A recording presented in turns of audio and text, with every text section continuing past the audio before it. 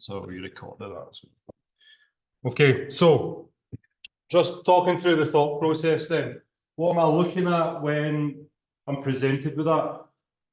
Well, my initial thought process is it a sine graph or is it a cost graph? Now that jumps out at me to being a cost graph because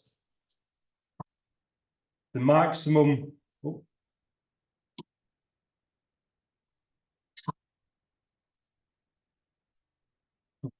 the maximum is close to the y-axis. All right, so cost graphs, maximum is at the y-axis, is when x is equal to 0. Okay, so I'm looking at a cost graph. Now I need to go through my milestones, all right, my key points of a cost graph. So when I've got cos x, okay, what does that graph look like normally? Okay, well, I've got a maximum at 0, it goes down to a minimum, back up to a maximum. That's my normal cos x shape. Okay, my key milestones for a cost graph are at 0. Okay, crosses 0 at 90, it hits a minimum 180, it crosses 0 again to 70, and it goes back up to a maximum 360. That's one full cycle of a cost graph. Okay, so that's immediately jumping out at me. Also gives me that information, so I don't need that. But that's what I'm looking at. So if it didn't give me that information, that's what I'm looking at. Now I'm looking to see, right, what's changed on it. What from my normal graph has changed? Well, it's moved along the x-axis. Remember when we've got a bracket, okay, x plus something or x minus something, it's moving on the x-axis. Okay.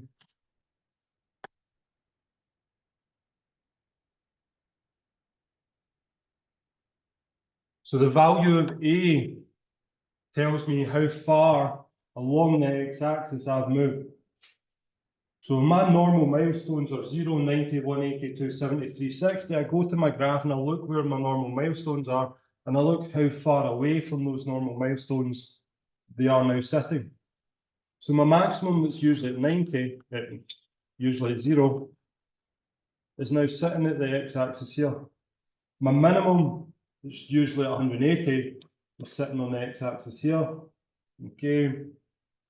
I can't really tell very much. Those are the two main points I'm going to take. So it's moved by one of these sections. Now I just need to work out what those sections are. So it's 0, something, something, 90. So it must be 0, 30, 60, 90, 120, 150, 180, blah, blah, blah, and onwards and onwards. 210, 240, 270. Okay, so they've split them up in 30. So my maximum and minimum have moved to the right-hand side by 30 degrees. Now, just saying in class there, it's a bit of a nasty move that they've put a positive sign in there. Because if the graph moves to the right,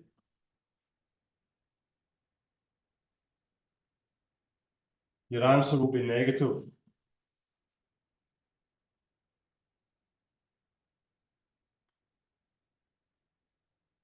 Okay, negative answer. So it's negative 30. You wouldn't get a mark if you just written 30 there. Which is, I think, quite nasty, to be honest, my personal opinion. Okay, next one is the B, the plus B. Okay. Now, if in the bracket is along the x-axis, out with the bracket is movement on the y.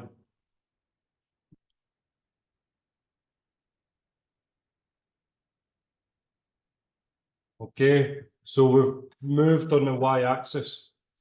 So where normally is my milestones? Well, my normal maximum's at 1, it cuts 0 at 90, It goes down to a minimum 180 and it goes back up to a maximum. Now we all know that's moved 30 degrees, that's fine. Okay. But where's the maximum gone from? It's gone from 1 to 2. My minimum's gone from -1 to 0. Okay, and it doesn't cut the x-axis at all. It's shifted up. So how do I know how far it's shifted up? Well, I need to double check the amplitude. Now remember, the amplitude is in front of the cos sign.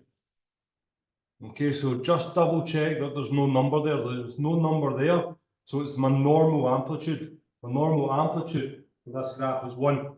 Okay, so that's fine. So instead of being a maximum of +1, it's +2. So it's moved up by 1. So the value of B is just 1.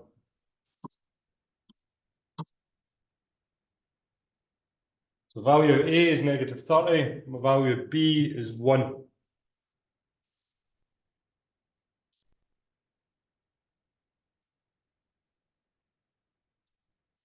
Is that as simple as how you write it? Because my tutor was asking me that, like whether they want you to like write anything to like prove or anything like that. In that question, that's as simple as it is. All right, you don't need to write that bit. Okay, It's that's fine. -30 and 1. You don't need Yep. to prove. No real working to show there. All right. Okay. I'll show you questions later on where you do have to prove something. All right, and you will Okay. have to prove it for that. But in this case, it's just worth 1 mark, and it's just a single number. Okay. Tricky part is that negative bit, which I think's a bit nasty of them, to be honest. But last year was particularly horrible, to be honest. Yeah, so It's like a reaction from COVID.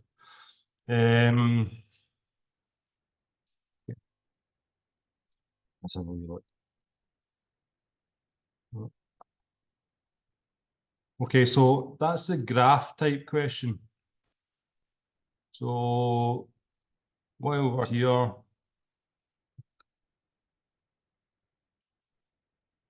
may as well just try this one. Try that one, that's from 22. Yeah. Nice and quick.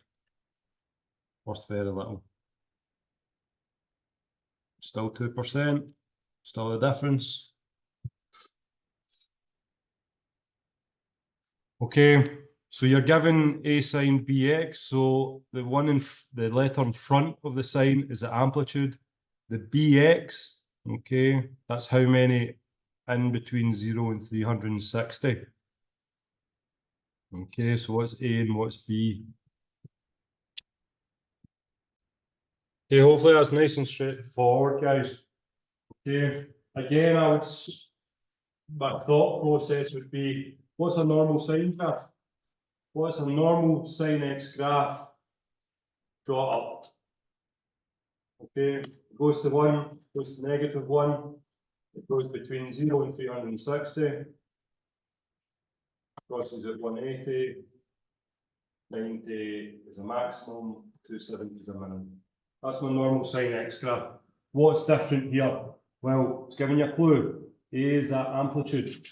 What number's here and what number's here? Okay.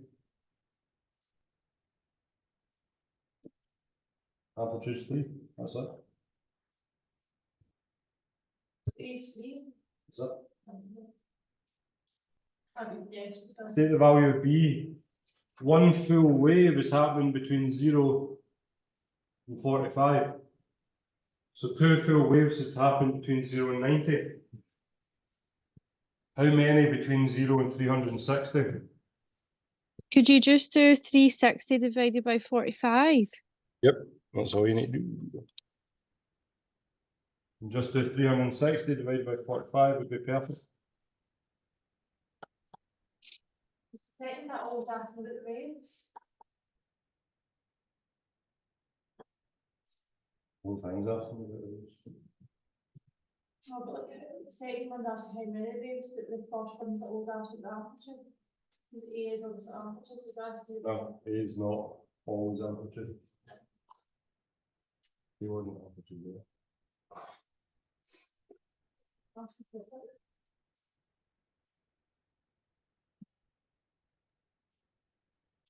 Letters. Or just letters of pick. It just happen to be the first two letters in the alphabet.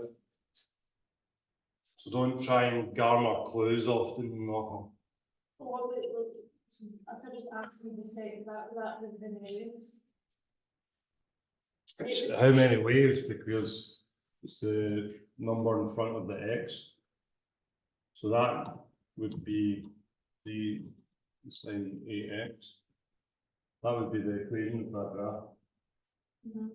The number in front of the sine is amplitude, the number of the x is how many waves.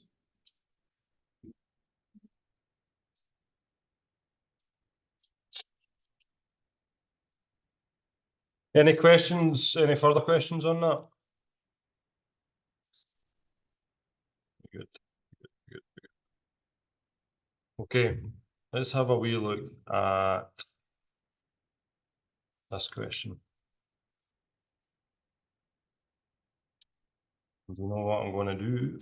I'm going to open Desmos.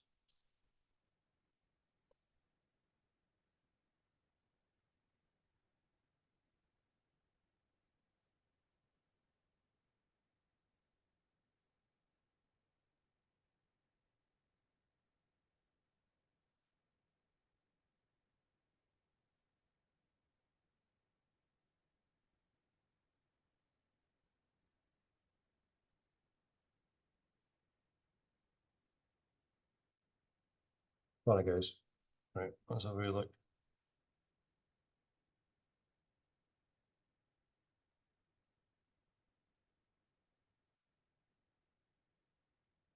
Okay, so set up my normal cost graph on Desmos. All right, we're having a wee look at, not that question, come to that in a minute. All right. Oh, it's a sine graph. God damn it. Set up my normal sine graph on Desmos. I'm going to have a wee look at this question again. Given that sine 30 equals 0.5, state the value of sine 330. Okay, few things we need to be aware of here. That's last year as well. What it's actually asking us. Well, it's asking us what the value is when the x-axis is at 30. So along that bottom x-axis, which is now going 0, 30, 60, 90, 120, we can see our milestone at 90 is our maximum. See our milestone at 270 is our minimum. Okay, but it's what it's asking you is what happens when x is equal to 30. So what that is there. All right. So sine x is equal to 30.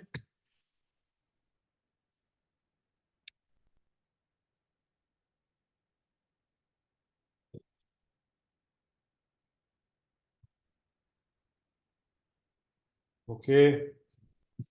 Getting that coordinate there. And sine x is equal to 30. Y is equal to 0.5. Okay, that's what it's telling us in the question. Okay, it's just telling us that coordinate is true. If you put that in your calculator, sine 30, you would get the answer of 0.5 out. Now it's asking us to state the value of sine 330. So it's asking us to picture on the x-axis what the value is going to be at 330 down here. Now a couple of things it's trying to make you aware of or trying to test you on. Okay, it's trying to test you of when a sine graph is positive and when it's negative. Okay, and it's trying to test you what happens at its milestones.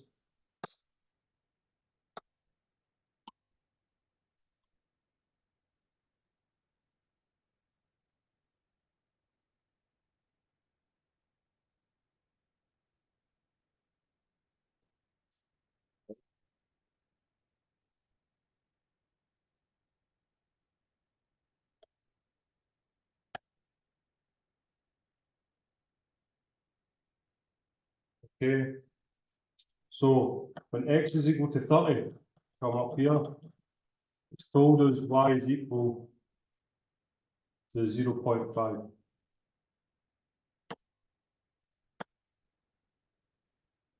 It's asking us when x is equal to 330, what does y equal?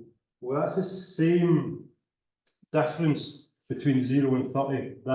The first milestone to the point that we want to be aware of, that's the same distance as 360, our last milestone, and the actual bit they're asking us, 330.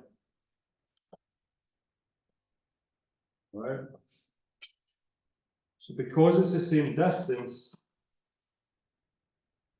we'll travel the same distance on the vertical, okay? It'll be negative 0.5. So assuming that the gradient of that x-axis, the gradient of that sine graph, all right, the gradient, so how steep, how quickly it goes up, is the exact same as how quickly it goes down. Exact same as how quickly it goes up at the other side. As long as those is consistent, then after 30 degrees, it will travel the same amount of distance. All right, so that could have asked you, at sine 30, okay, y is equal to 0.5. At what other x value is y equal to 0.5? Well, we know it stays positive between 090 and 19180. The graph is positive, it's above the x-axis, it's above the 0 line.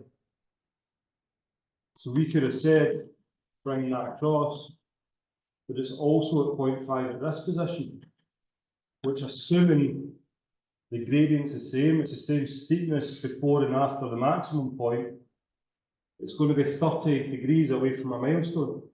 So it's going to be at 150. They could have asked you that, so that's the type of question they like to ask you. Or when is the first time that it's at negative 0.5? Well, we know the graph goes negative after the 180. So the first time it hits negative 0.5 is going to be 30 degrees after that. So it's going to be 210. So that question is testing quite a few things, but it's actually not too bad a question. It's almost intuitive. Keep clicking on the wrong one. You just need to be aware whether the sine graph is positive or negative, but that's what we were doing the other night when we were doing the all sine tan cos. When is the sine graph positive? It's been positive between 0 and 90 and 90 and 180. Okay, let's find another example of that. It's the reverse and another one. Yeah. Given that cos 60 equals 0.5, state the value of cos 240. Mm-hmm. 2? What if it's like if this is 0.56 and just saying that before? Cos graph never gets to 2. I'm so confused that I know that's confusing me more. Showing me? Okay.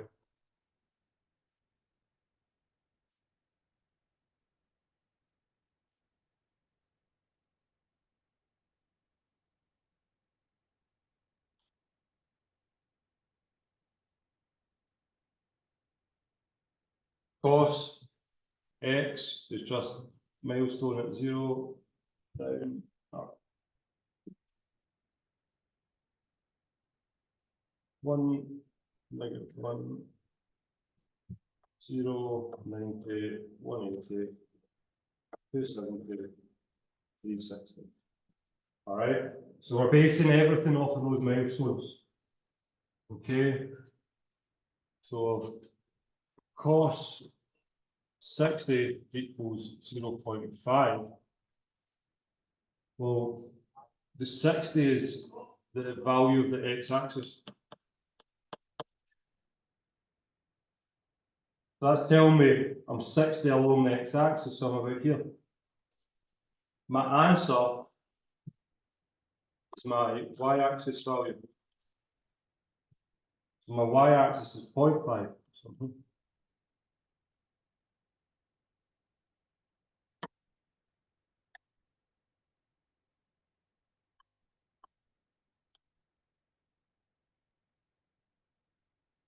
So I've gone out 60 degrees.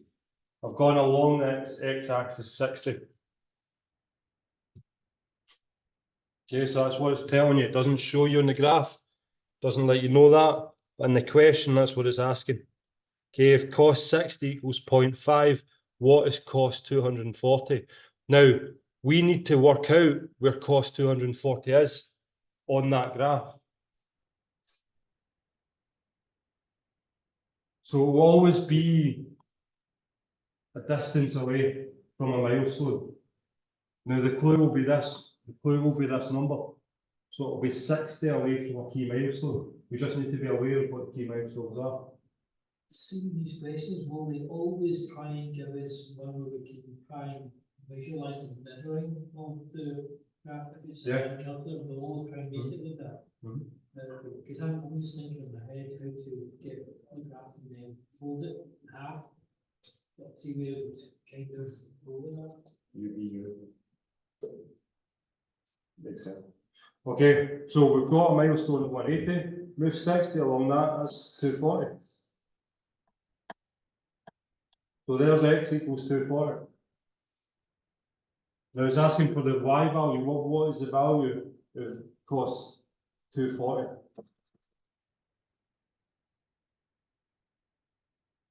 What is that value? Well, it's going to be 0.5. So it's going to be negative. So we're checking out, it's below than 0.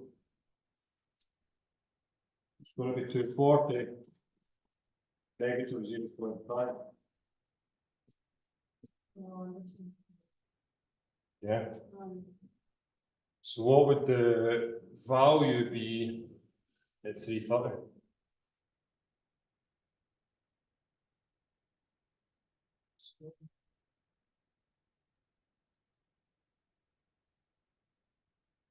Would it still just be minus 0.5?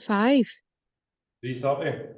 Yeah. What happens to the cost graph? So after 270 we hit 0, and then we start going up, so we're positive after 270. Oh, yeah. So we would go back to just 0.5. Yep. Okay. The cost graph goes positive again after 270. So at 330, we're back to a positive.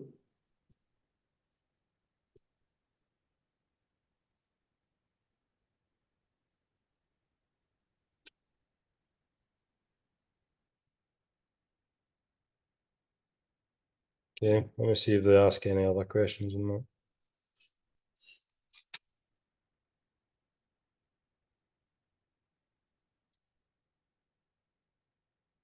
Oh, I see one.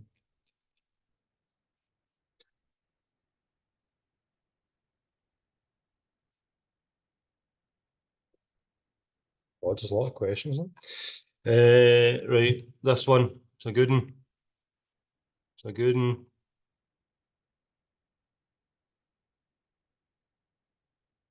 Hide the answer, try and hide the answer.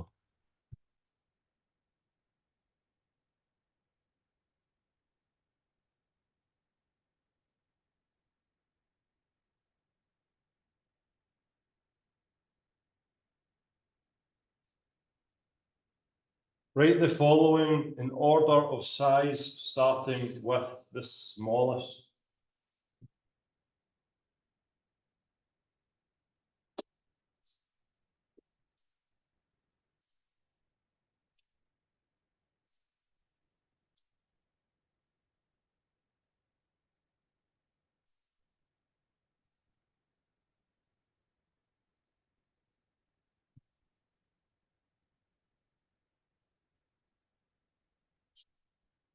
Draw out a cost graph. Draw a cost graph and highlight the milestones.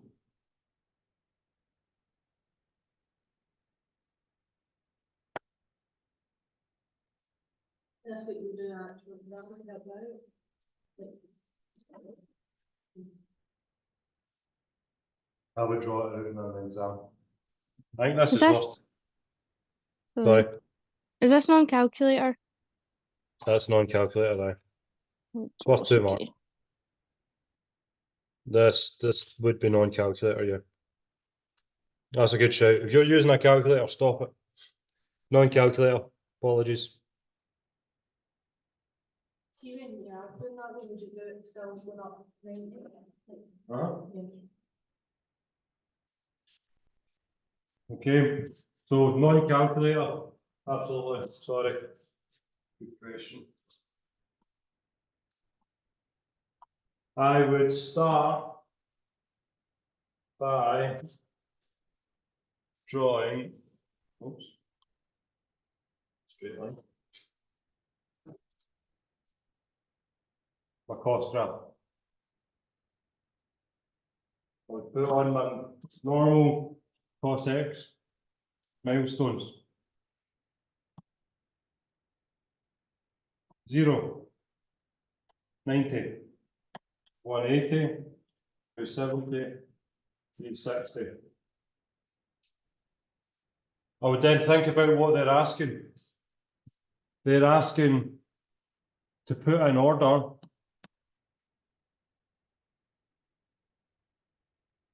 smallest first.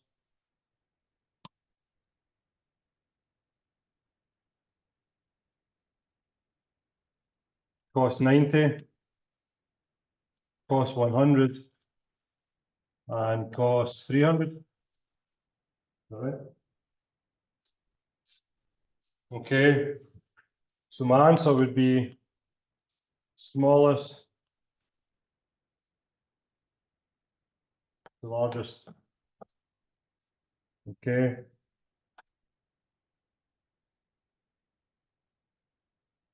You can say that it really helpful question. It said small to large in relation to y.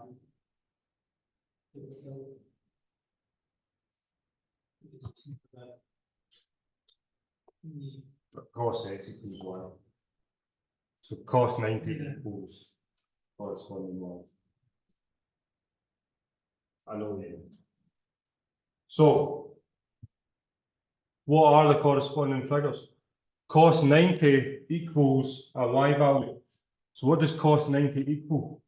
Cost 90 is one of our milestones. Cost 90 is there. On the cost graph, when x is equal to 90, we know that y is equal to 0.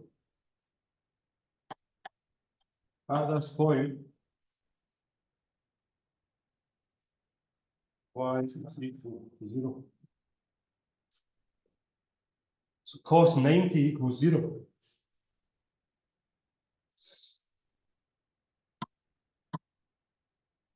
Cost 90 equals 0. Cost 100, well, we know that comes after 90. So 100 on the x-axis is here. If we go to 100 and come down, we don't cross the y-axis until we're below whatever 90 is. Now, we don't necessarily need to know what that value is. We know it's negative. We know it's below 90. So 90 is 0, that's negative something. But we know it's negative. So it's equals a negative value. Cost 300, on the other hand, is over here, somewhere up there. So it costs 300 to graph. We don't know what the value is, but we know that it's positive. So it's testing your understanding that you know the shape of the graph and you know where the milestones are. So the smallest value is cost 100 because it's a negative value. The second value is cost 90. The third one, the largest value, is cost 300 because it's a positive. So the smallest, the largest, cost 100, cost 90, cost 300. What is the like the decimal point of that though? You don't need to know. So we don't need to worry about writing like cost 0.5 or whatever No. it is. No, Okay, cool. That's absolutely fine.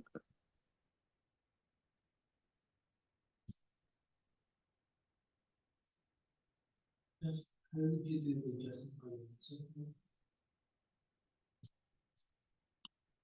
So, right. You would just do that with the dots and stuff. would you? Yeah. Right. See that when you've done the page. Mm. Good question. You could write it, cost 100 is below 0, cost 90 is 0, cost 300 is above 0. the not, like, if we have, natural value for, cause, No. Justify is either draw that out like what I've done there, or just say at cost 100, the cost graph is a negative value. At cost 90, the cost graph is 0.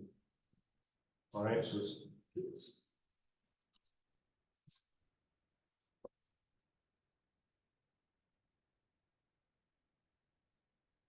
We don't actually, I then. Relate to the graph and you know, to just say that. done. Mm. So you know what?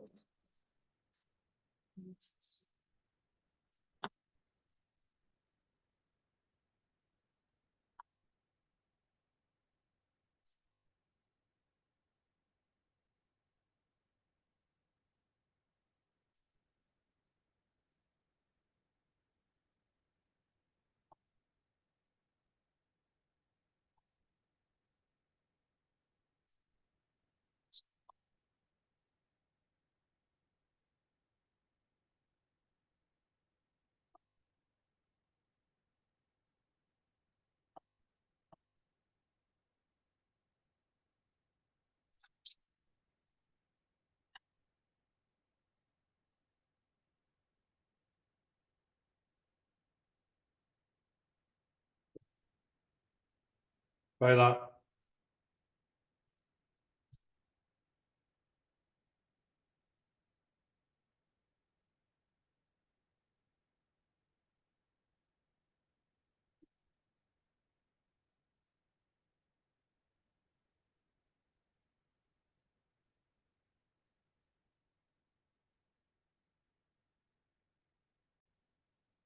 What were we thinking? What's the smallest? say, 274. Anyone disagree? Next.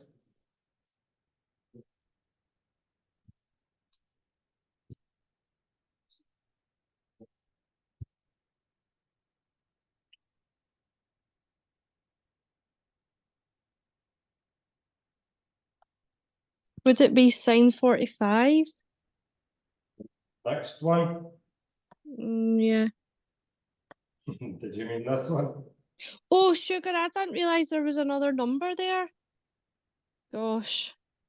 Help if I read the question. Sorry, ignore me. You didn't realise there was 4. Yeah, I thought there was only 3.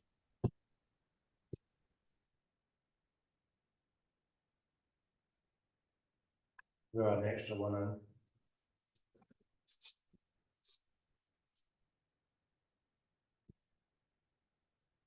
Alright, justify your answer.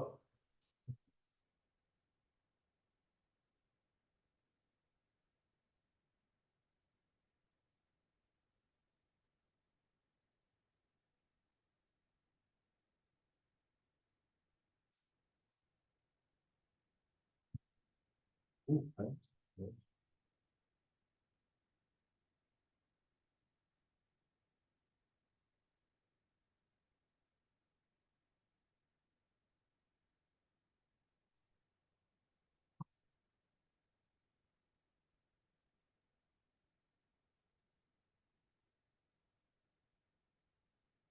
Right, we're asking you, it's asking you sine 45. Okay, so that milestone is 90. That's 180, 270, 360. Sine 45 would be about here. The first one they've asked you is sine 45. So you're going to be sort of there in the graph. Alright, so your y value, don't know the exact, alright, but it'll be about a 0.5 region. Then it's asked you sine 95. So sine 90 is where you've got a milestone. 95 is just to the right of it, so it's there. So it's higher than sine 45. So you know it's a bigger number. So sine 95 is a bigger number than sine 45. I don't know the exact number it is, but I know it's bigger than sine 45. Sine 275 is here. 270 is a milestone. It's a minimum. It's a way down here.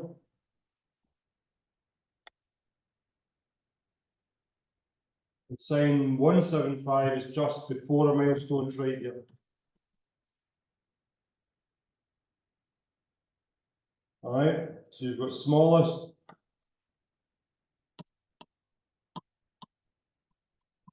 the largest. So it's knowing where a sine graph is positive and when it's negative. It's knowing how far along before or after a milestone you are. So understanding where you are on that graph is what it's asking you to achieve.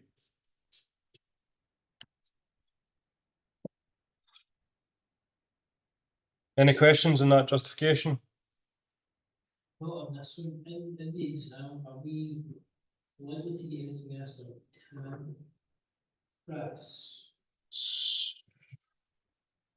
So, The reason I asked is to see the set of this thing, it only covers sine and cos when you're working with graphing, it doesn't look at tan so much.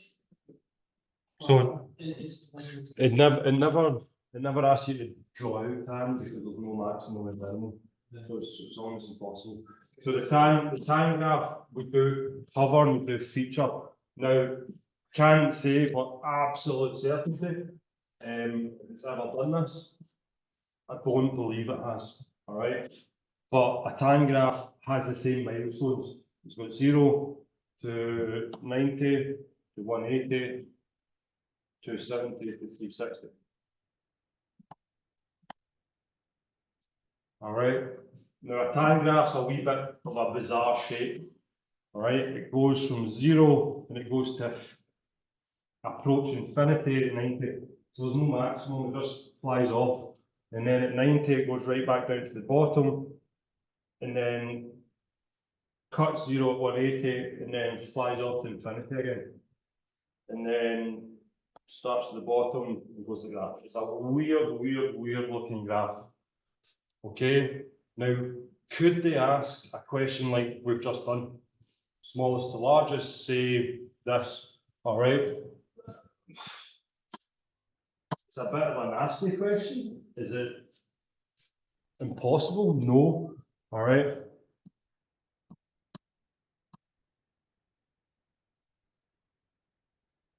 It's asking the same thing.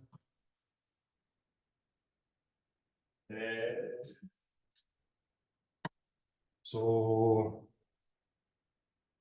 tan of 30.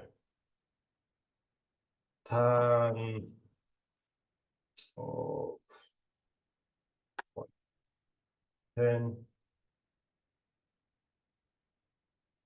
Tan of 350. Rank them smallest to largest. Okay, well, what you'd be looking for is when is it positive and when is it negative, and when or how far away from them each of the milestones are they. So being aware of that in the tan graph is something that you need to have at your disposal.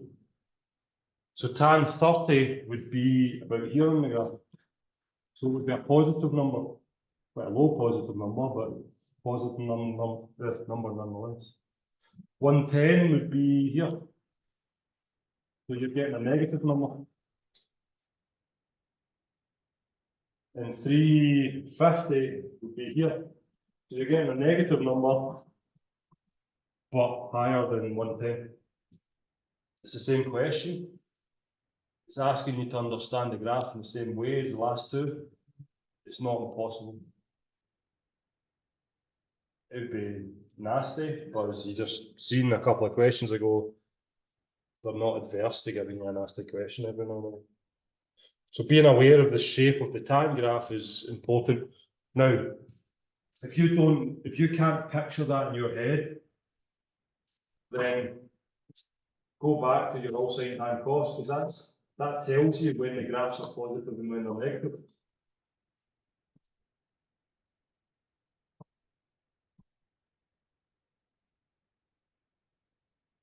All right, it tells you when your graphs are positive and negative.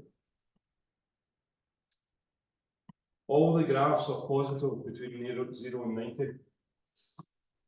All of them, sine graph, cos graph, and your tan graph are all positive. Only sine is positive between 90 and 180. Only tan is positive between 180 and 270. And only cos is positive between 270 and 360. That's what all sine tan cos is. So if you can't picture it and you get a question like that, just draw your cast thing and then work out when it's positive and when it's negative. And then guess. And then work out how far away from a milestone it is. And it'll give you a clue. So yes, but no, but maybe, probably. But hope not.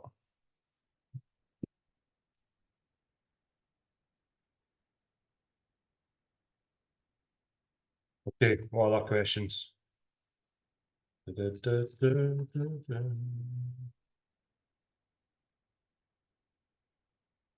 I'll come back to the story questions.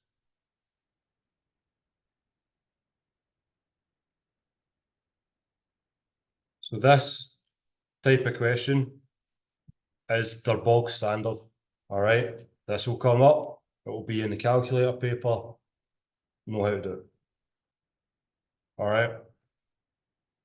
This is the cast stuff. This is your all sine tan cos stuff.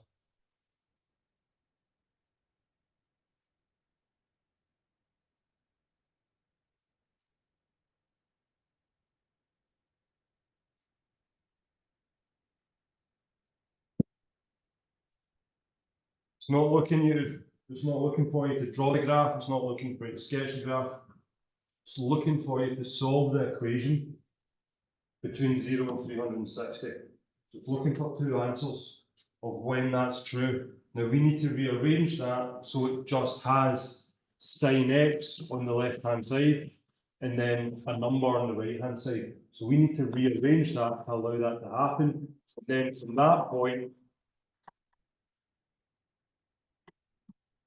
we're solving between 0 and 360, and that's the cast diagram. We'll get two answers. Okay, so I'm just going to start by writing sine x plus 4, 6. So we need to know how to rearrange these. Okay, now that means 3 times sine x plus 4 equals 6. I need to move that addition first. I'm going to be left with 3 sine x equals 6 minus 4. Okay, because I've moved the plus 4 over, it becomes a negative. 3 sine x equals 2. Moving the 3 over is a multiple on the left hand side, so it becomes a divide. So I've got sine x equals 2/3. Now, that's the form I want it in. Okay, so when I'm solving, that's where I want to be. Now at this point, okay, so let's write down the steps. 1, rearrange to only have the trig term on left hand side. Does that make sense? Only the sine, tan, or cos on the left hand side. 2, at this point, is your right hand side. Don't know why I'm writing that actually.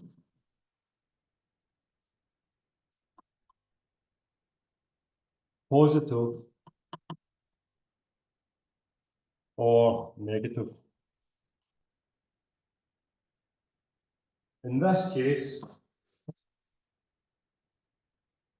positive.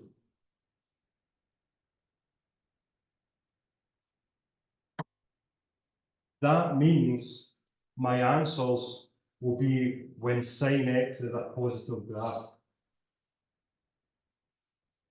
That tells me where on the graph I'm going to have my answers. Okay.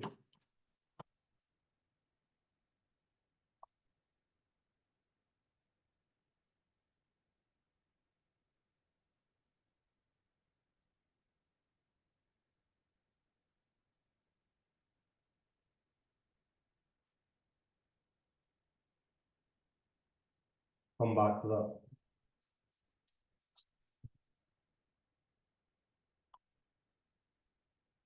Solve for x. Okay.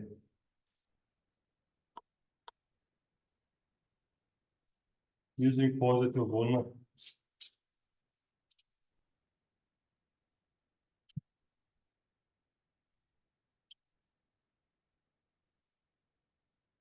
This being positive or negative tells me where on the graph I'm going to get my answers. When I solve for x, if this is negative, I remove the negative sign and just solve for x. So in this case, it's positive. We'll do a negative one, but in this case, it's positive. So I just bring sign over and solve for that. And it'll give me one answer. It'll give me one answer. So that's my solve for x. So if I've got shift sign to divided by 3, close my bracket, I'm getting 41.8.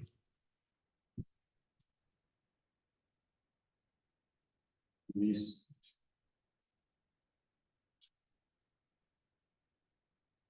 Okay, so let's hold that a second. What I mean where in the graph, this is where my cast, my all sine tan cross, comes into.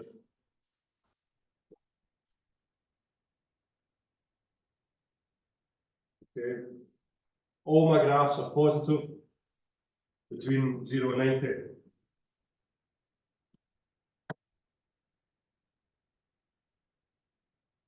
Sine is positive between 90 and 180, tan is positive between 180 and 270, cos is positive between 270 and 360. My answer here at this stage, because it is positive, tells me that I will have an answer between 0 and 90 and between 90 and 180.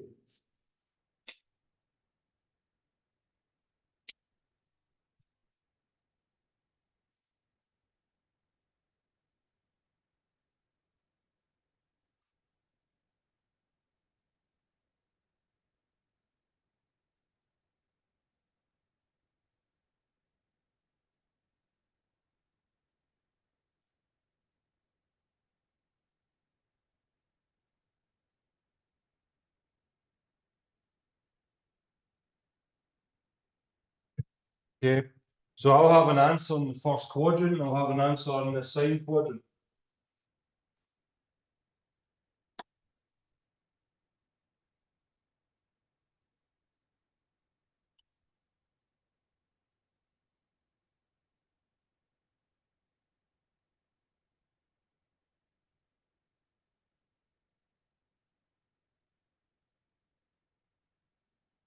It's 180 minus x.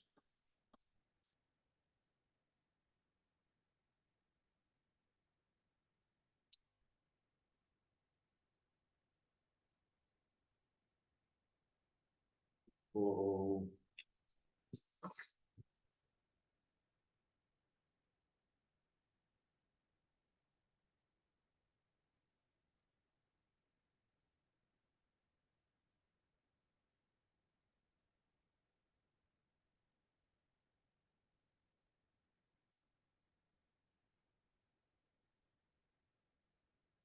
That's my two answers.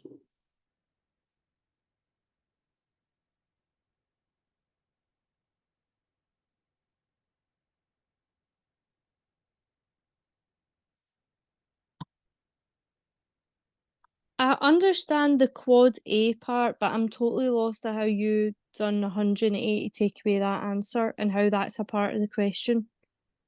Okay. I can't relate it. See the same of that, Yep. is it 90 plus X or is it 180 minus X?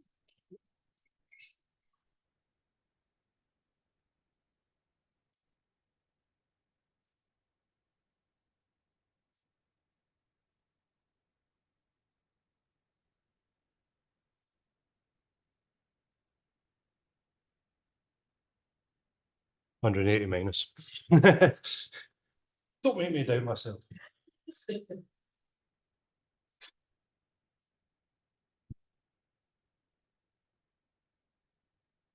Right, what was the? Let me see.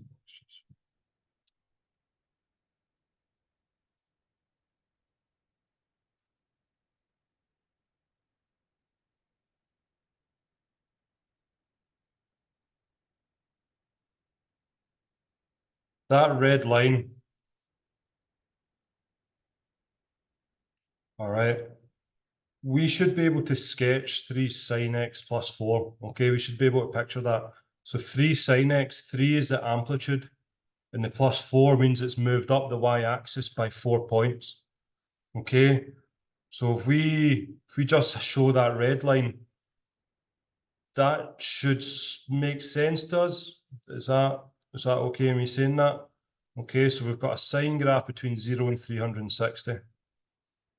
Okay, we've got our maximum and minimums. Why am I not letting me set it?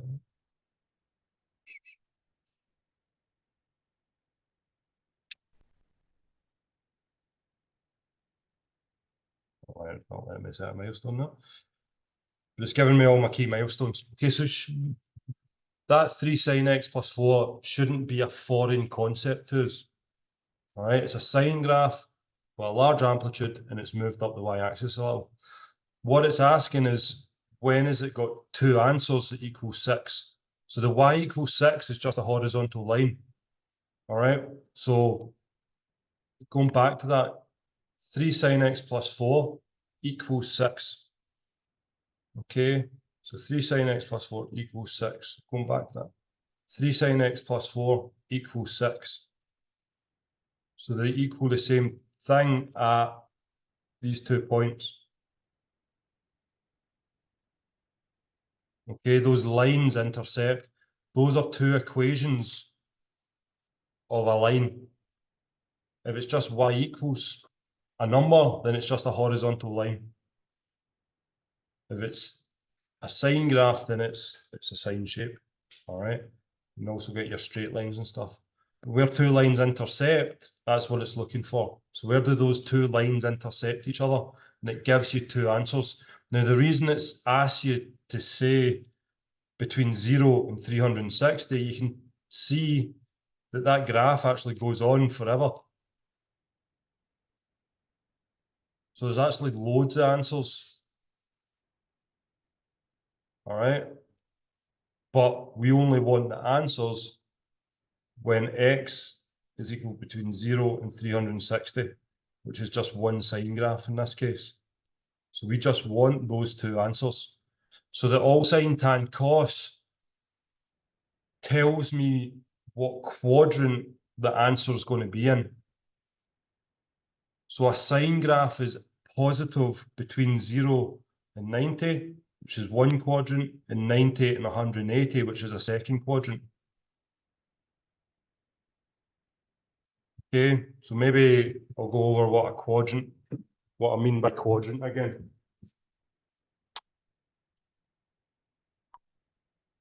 We're getting looked at in the classroom as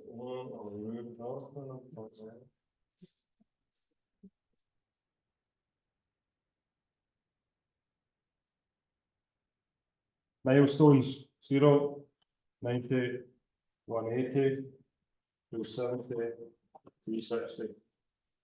All right.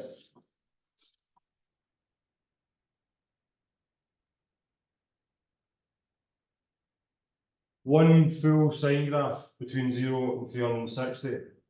A quadrant is when I split something into four. The word quad, okay, quad is Latin for split something into four, probably, roughly. All right, so a quadrant, if I'm looking for a quadrant, I'm thinking I'm splitting that into 4 key milestones. That's why we've got those 4 key milestones. So I've got between 0 and 90, that's quadrant 1.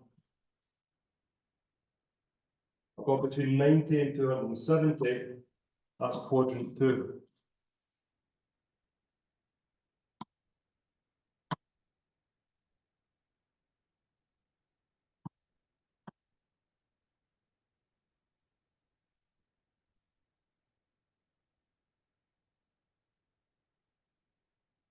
For a sine graph,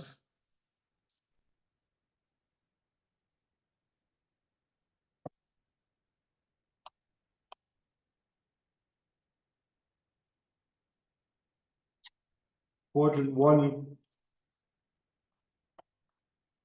is positive. So between x being 0 and x being 90, I'm always going to get a positive answer. Quadrant 2 is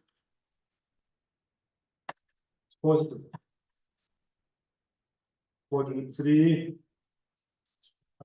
after 180, so 180 to 270 is negative. Quadrant 4 is negative.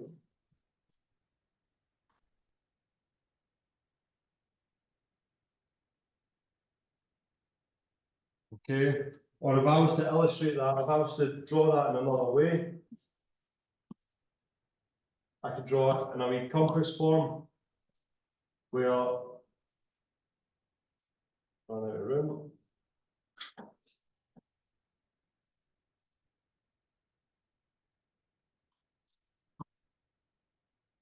I have 0 degrees here, 90 degrees here, 180 degrees here, 270. Just like the way a compass works. All right, just like a compass with north, east, south, and west. Well, compass works. All right, so between 0 and 90, sine graph is positive.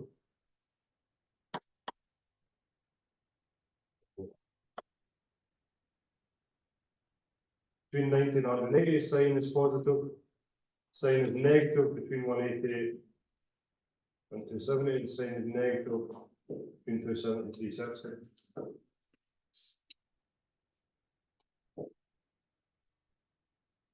Okay. Now, if I do the exact same for cos,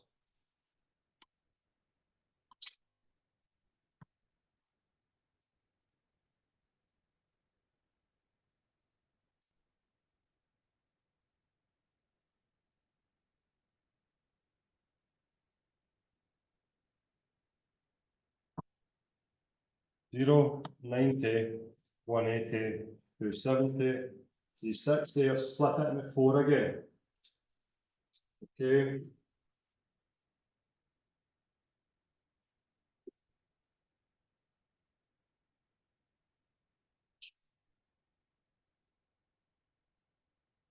Quadrant 1, between 0 and 90, positive. Quadrant 2, however, between 90 and 180 is negative.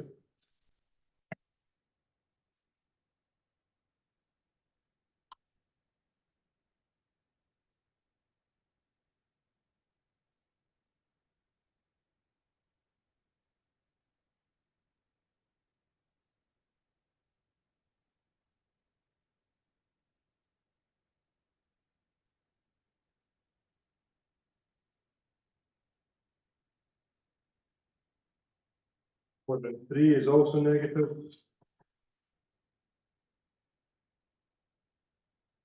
Quadrant 4, however, goes back to being positive.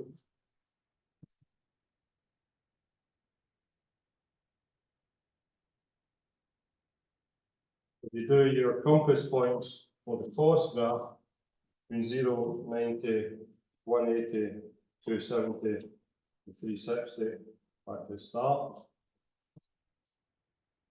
Cost is positive between 0 and 90. Cost is negative between 90 and 180. Cost is negative,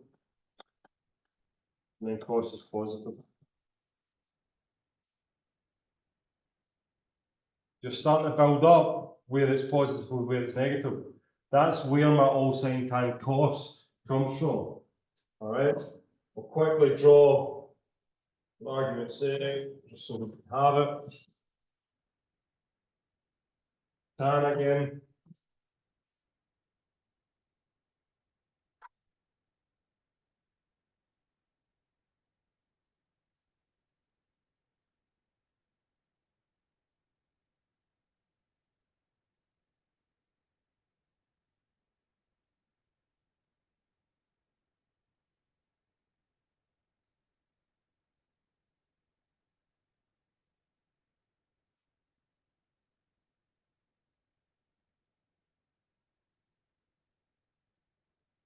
The x-axis goes between 0 and 360. Chord 1, positive, with the roller. Chord 2, negative. Chord 3, positive. Chord 4, negative.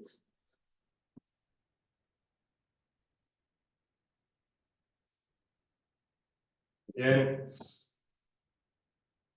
positive, negative, positive.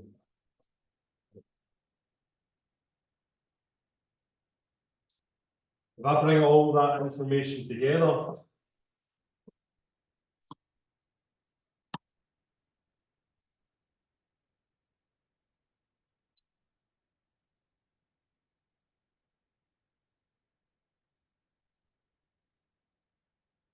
all my graphs are positive between 0 and 90. Sine, positive, cos, positive, and positive. Just sine. Okay, all sine tan cos. Sine is positive. Cos is negative. Tan is negative.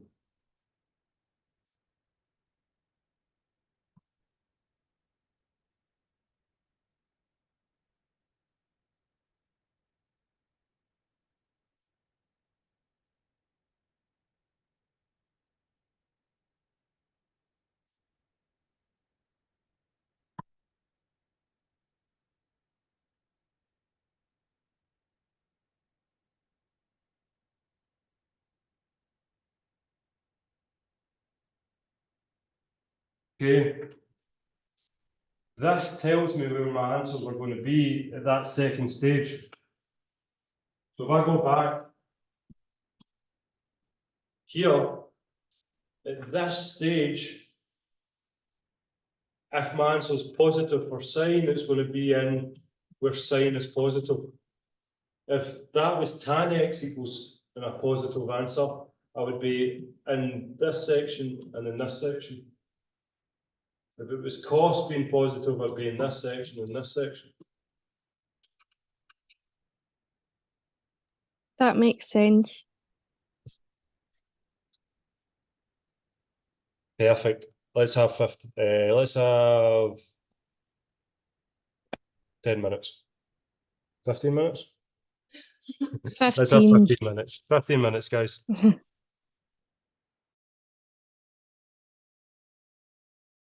Zoom recording. Let's go. Okay, solve algebraically the equation. So let's go step by step. We just need to rearrange that equation. So we've got 4 sine x plus 1 equals minus 2. So we need to take the plus 1 across and leave ourselves 4 sine x equals minus 2 minus 1.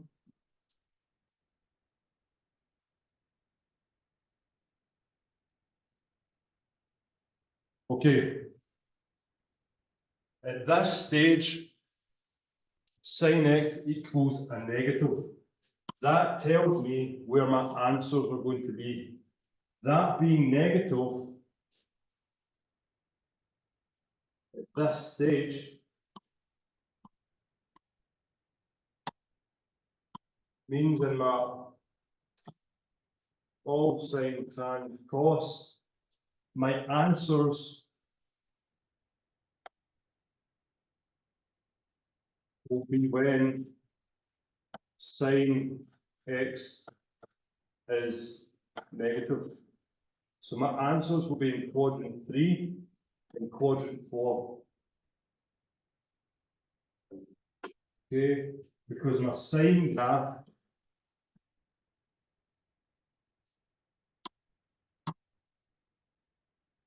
is negative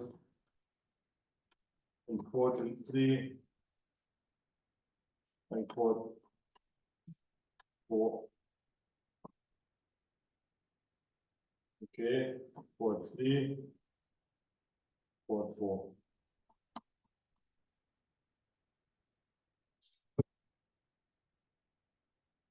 Okay, so that's a really important stage. Now I solve for x. Now I solve by bringing sine x across, but my negative 3/4 doesn't have to be negative anymore. Okay, so when I'm solving for x, sine the -1 is 3/4. All right, it's turned positive again. I've removed that negative sign, and I'm getting x equals something.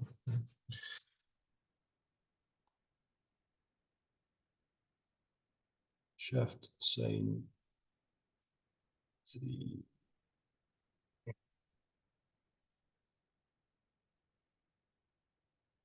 $48.6.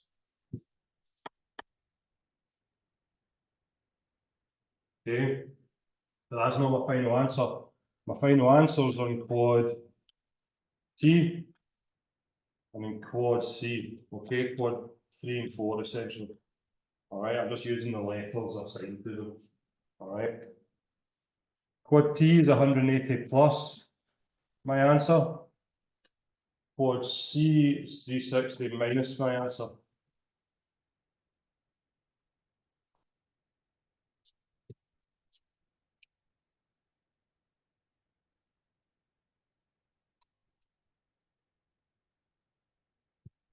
Quad T is 180 plus 48.6, which is 228.6 degrees. And it'd be 360 minus 48.6, which would give me 360 minus 48.6. 311.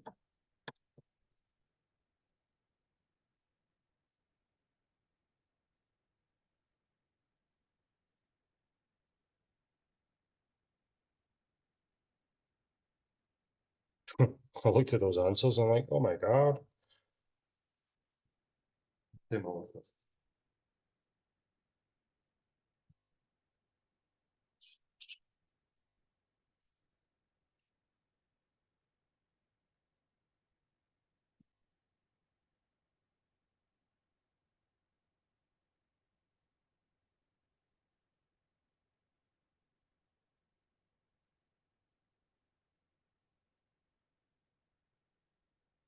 Right, boom.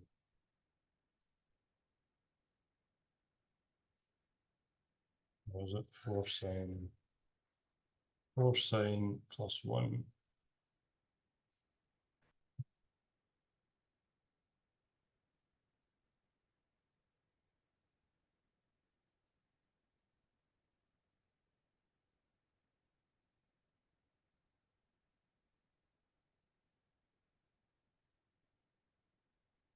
Two to 8.6. 311.4.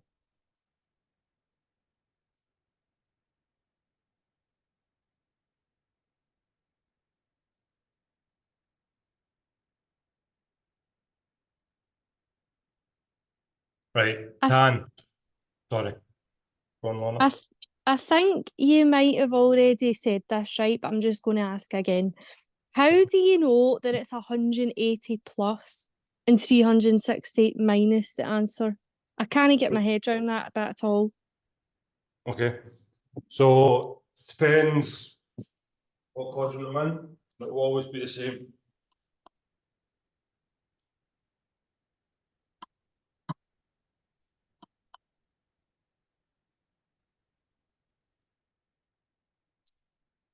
Okay, in quadrant one,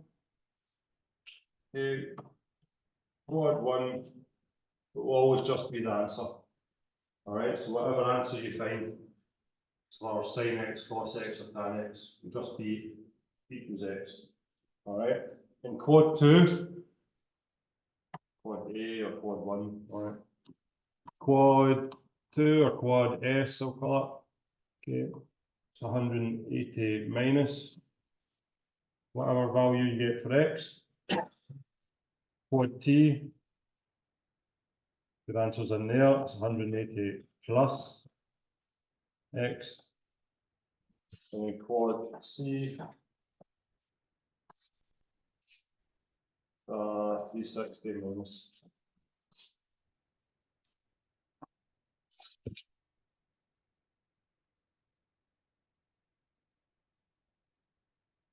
We've not done many negatives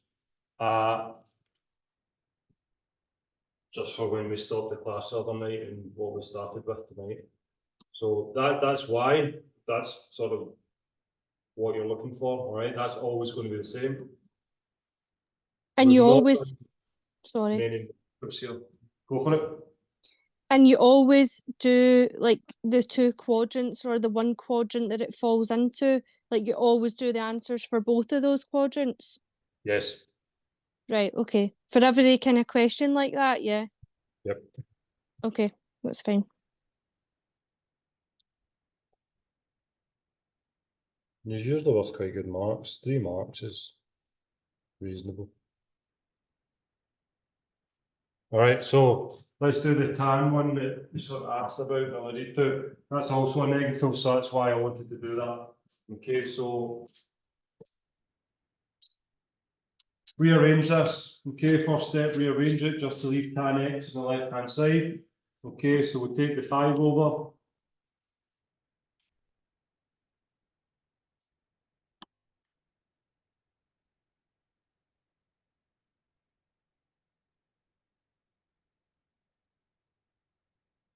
Okay. Negative.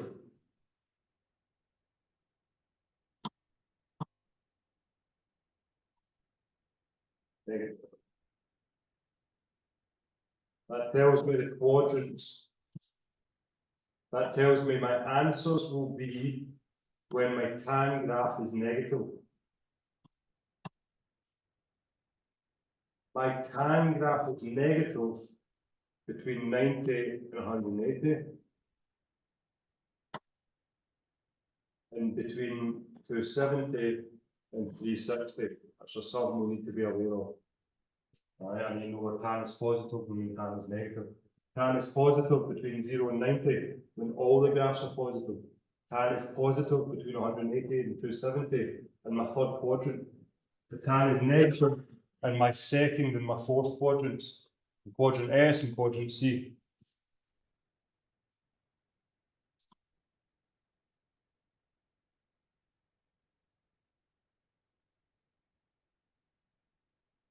I've removed the negative sign.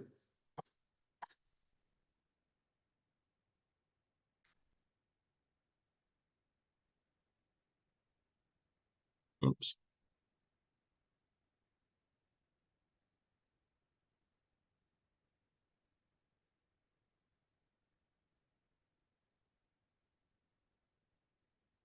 So 7.5.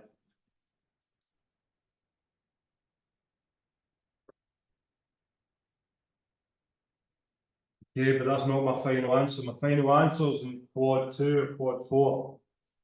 So my answer in quad S, quad 2, between 90 and 180 It's 180 minus x. Okay, 180 minus 77.5 is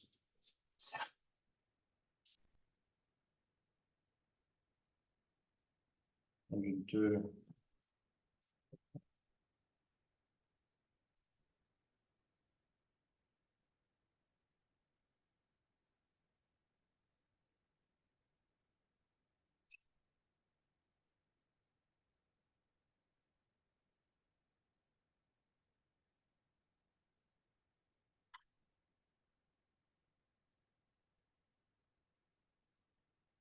That's my two answers.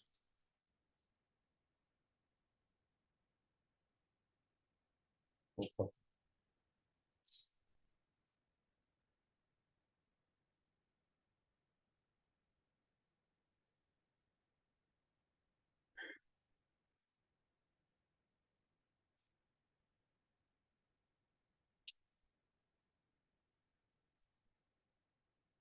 Okay, so that bit where we've got the sine, cos or tan x on the left hand side, that's a really important stage, whether that's positive or negative. That tells me what quadrants my answers are going to be. All right, really important stage. Right, let's finish off with some story questions.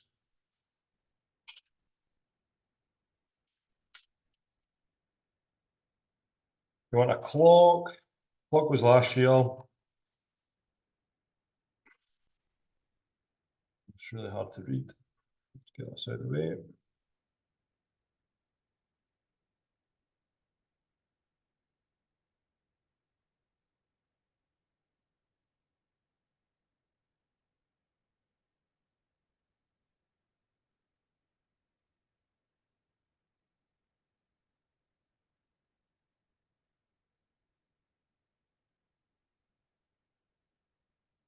Where'd that go? This bar is doing.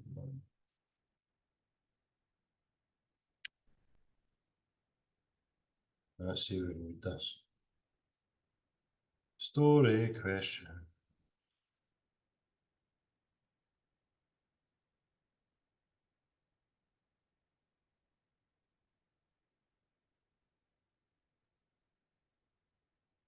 Hopefully you can read this at home, guys.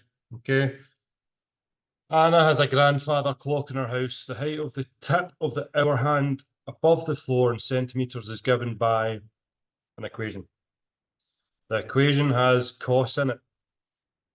Okay, so we're going to be using the skills that we've just been going over tonight in regards of rearranging, etc. Where x is the angle of the hour hand rotated between 12 and whatever time it is. Calculate the first two values of x, which the tip of the hour hand is 150 centimeters off the floor. Why did you hate that question? So just go up.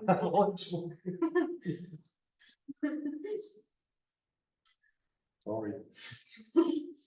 Okay, right, what's it talking about? The Bernoulli's equation. Now, don't worry too much about this number and this number, blah, blah. Again, don't worry too much about the letters that they use here and here.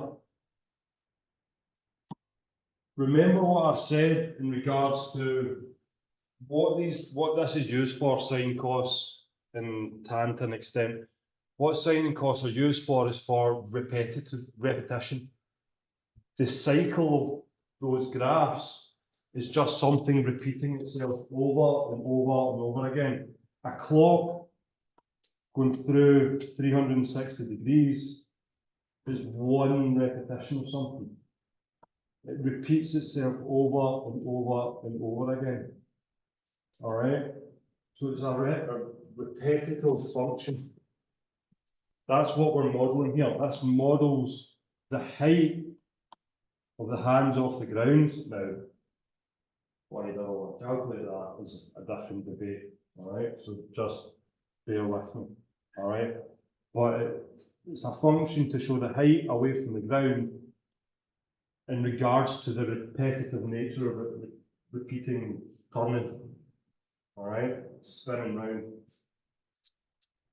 We are using that equation and we are putting in numbers at different points, either for x or for h. We're solving either for x or for h.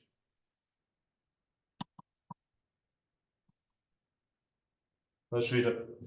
Calculate the first two values of x. So we're calculating x, for which the tip of the hour hand is 150 centimeters off the floor. 150 centimeters off the floor is the height. H.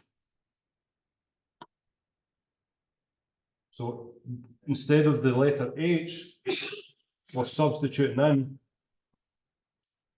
150 and then we're solving for x.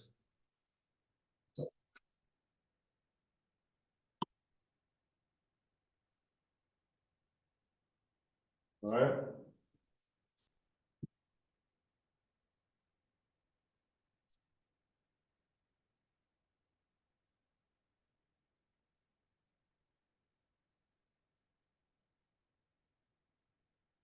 Twenty. Yeah.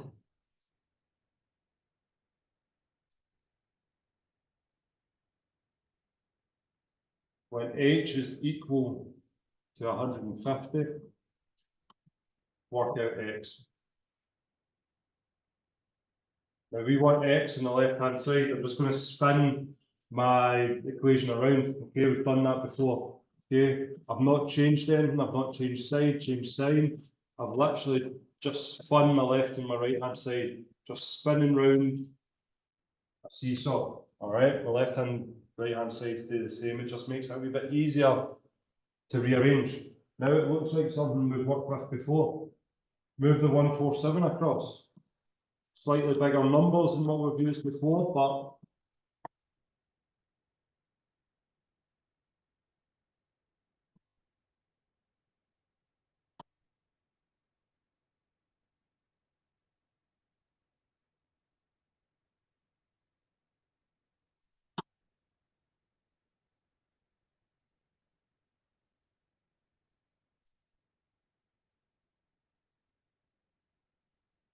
okay, positive cos. So positive cos is in quadrant 4, quadrant 1. So my answer is going to be x, and it's going to be 360 minus x. All right, sticking that in the calculator for x.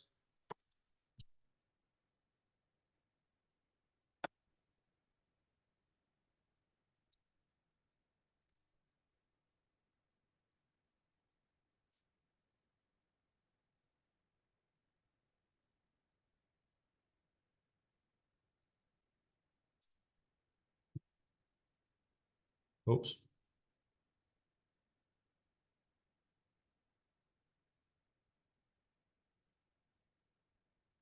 Yeah, 1.3.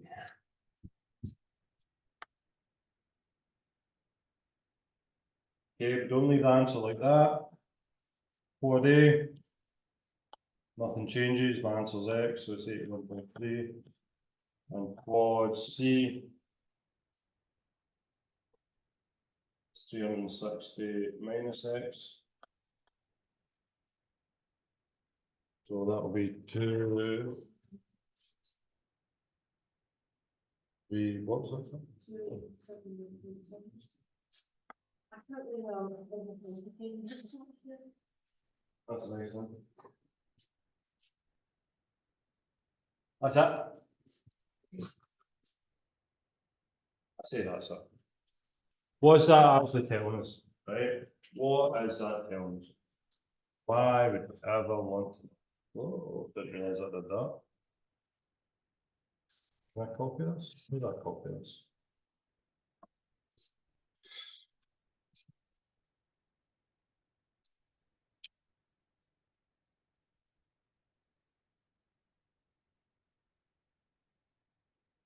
What it's asking is at what 2 points is the height of that hand away from the ground. 150. 150 centimetres. So it's 150 centimetres there, and as it ticks round, when it gets to here, it's also 150 centimetres. So it's two positions, it's at the exact same height. Oh, yeah, that one. It's more relevant for the next one. Do we need to say other than just the 4 days a week? No, you don't need to draw any pictures in. Yeah, I think I did mix this up. You had another question that we do. Well, the fact there's a circle there, I'm going to guess I think it was on something. there's one with a Ferris wheel. There's a nice Ferris wheel one. And there's a nice Ferris wheel one. And this one.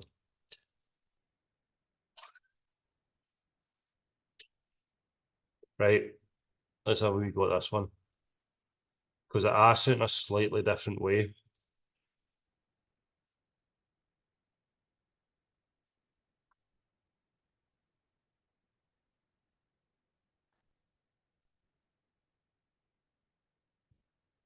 But straight away, you're seeing a cos. Straight away, my head's going, I'm going to have to rearrange that and find X.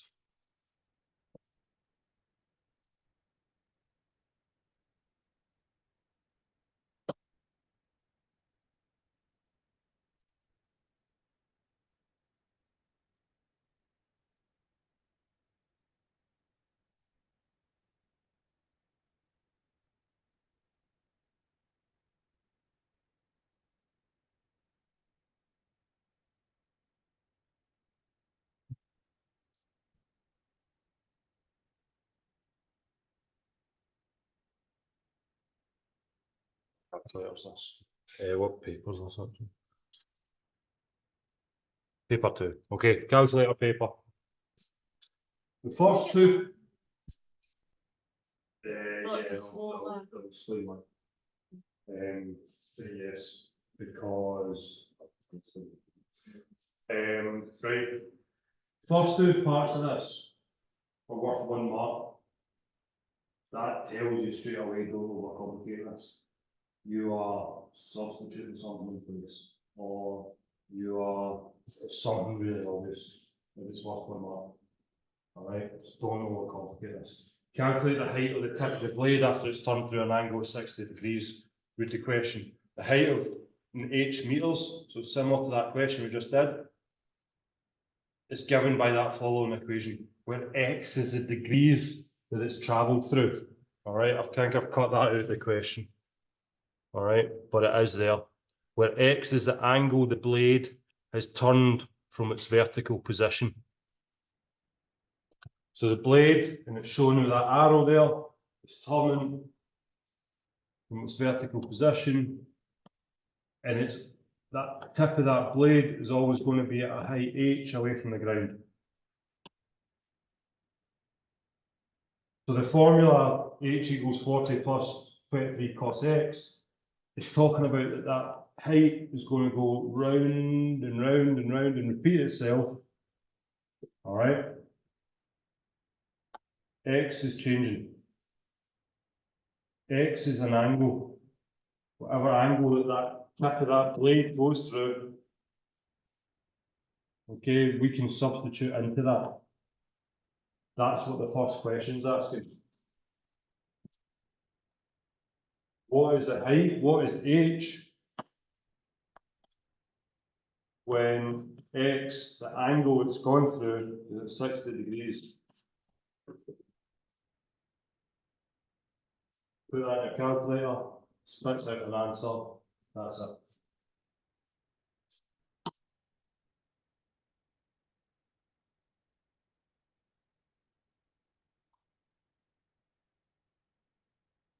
Tip of that blade starts there. Tip of that blade travels 60 degrees.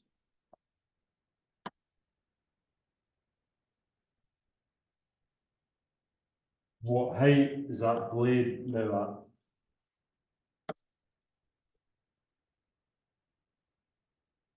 Stick that in a calculator. That's it. Not that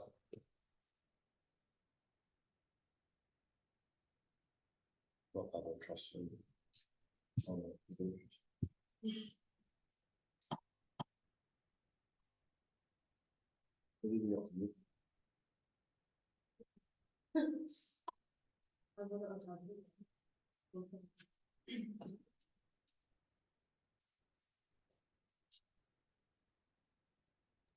See how, sorry. Go for it. See how because you're given the angle, see when you're working out part B, do you put the angle in again after cos or do you just leave it out because you've got the 51.5? Sorry, if that's Minimum height. confusing. No, good question. The minimum height of the tip will be. Sorry, what did you ask there, Lorna? So see how like if I'm writing that, so I'm substituting right the now in my head thinking that part B is going to be where H is, I'm now going to be writing in 51.5. No. And no, okay, that's fine. You're not completely without logic. Okay. And sometimes a question will carry on from that. So part C, you are doing that. All right. So part C, Right. you'll do that. So you'll start with H and you'll work out X. Okay. What part B is asking? So it's either going to ask you a maximum or a minimum. And what it wants you to recognize is essentially when the cost graph or sometimes the sine graph is at its maximum or minimum. In this case, it's a minimum. Now, cos is at a minimum at 180 degrees. We know that, right? So the cos graph, if we were to draw that out, cos x is at a minimum when x is equal to 180. But if we actually look at that, if we look at that blade itself, if that start point is 0 degrees, if that's 0 degrees, then as we rotate through that and it goes to the bottom of its rotation, that angle is 180 degrees. So there's two ways that we can recognize that. That's travelled through 180 degrees, and that blade tip will now be as close to the ground as it will ever be. Because before that, it was higher. After that point, it will be higher.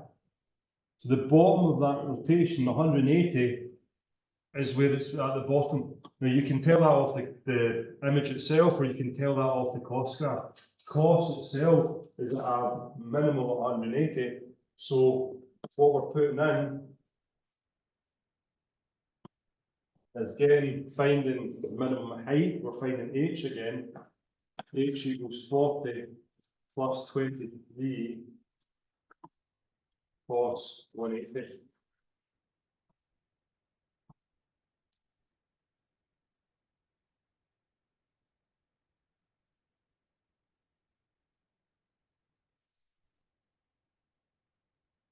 All right, and cos is at a minimum. Cos will be a minimum of 180. That's one of our key milestones. Okay, so it'll be 40, will be minus 23, so what's that, 17? So height will be 17 meters. Now also apply logic to that. If it's a minimum height and you're getting something out that's 242, you've done something wrong. All right, so think about it logically as well. Does that make sense?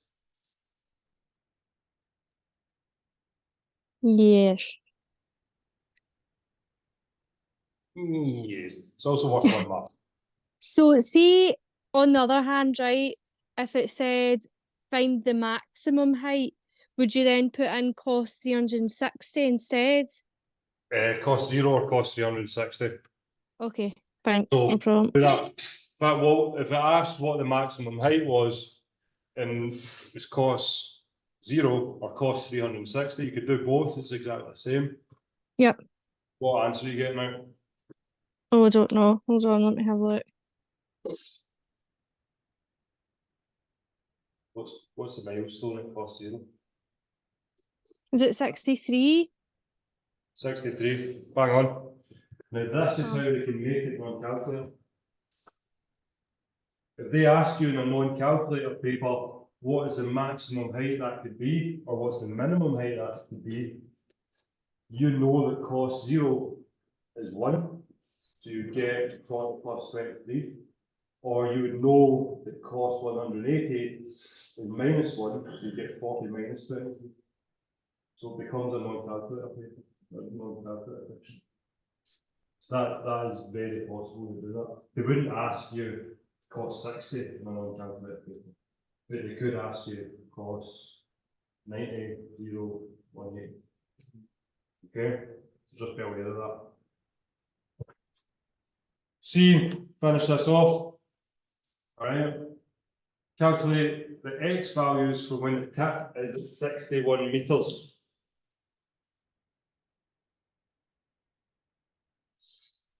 Now, we've already just worked out the maximum height 63, so we did that in our head-ish.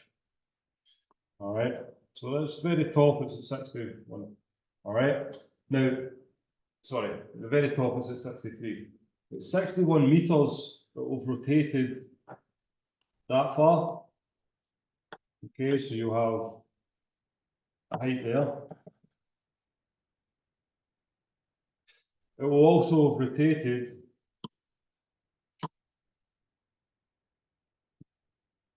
that far to get to 61 meters. So you'll have 2 points where that blade tip is at 61 meters. That's what it's looking for. Alright, so we're writing that out and we're just putting the 61 in place of H.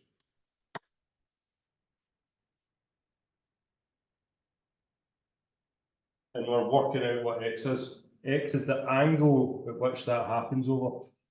So it's that angle in there, or it's that angle in there. Switch that round.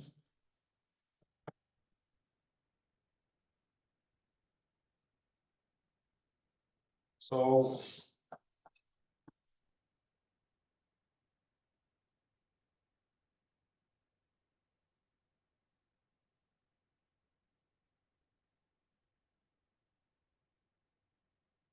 positive. It's going to be in the first quadrant and the final quadrant. Solve that for X.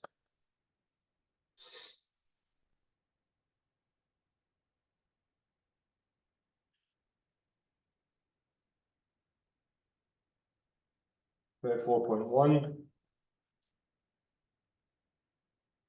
Quad A, about 4.1. Quad C is 360 minus 24.1. Run out of space, so 1 right out there. And that's 340, 336, 360 minus.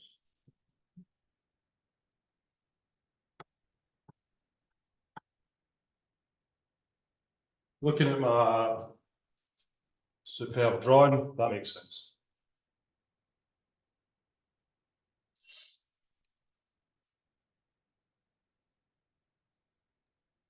Does this course get any easier at all? This is just bonkers. Yeah, just learn how to do it and Wow. forget that it's. You might use it. Am I right in saying this one is the reverse check for putting the calculator from estimated cause 35.1 and that will tell us 61. Hmm. Yeah.